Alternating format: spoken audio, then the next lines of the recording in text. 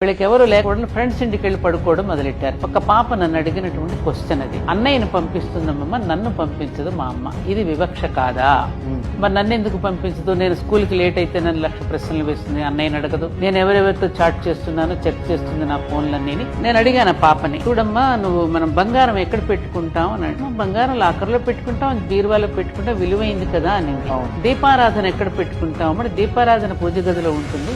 అప్పుడు నేను చెప్పాను, చూడమ్మా అన్నయ్య శరీర ధర్మాలు వేరు, నీ శరీర ధర్మాలు వేరు. ఇది ప్రకృతి ఏర్పాటు చేసినటువంటి నేచర్, గార్డెన్ నేచర్ ని ఏర్పాటు చేసిన ఒక వైవిధ్యం దీంట్లో ఉంది. దీపారాధనని బంగారం విలువైనదని ఎలా అయితే కాపాడుకుంటున్నామో, నీ శరీర ధర్మాలను అనుసరించి నిన్ను అన్నయ్య కంటే ఎక్కువగా నీ మీద శ్రద్ధ భక్తి చూపిస్తుంది. ఎందుకంటే నువ్వు క్షేత్ర స్వరూపిణివి, నువ్వు దేవత లాంటి దానివి. అమ్మ నీ పట్ల చూపిన శ్రద్ధ ప్రేమ భక్తి తప్ప మరొకటి కాదమ్మా అని వివరించి ఇంకా లోతుకెళ్లి చెప్పితే అప్పుడు ఆ పాపకు అర్థం.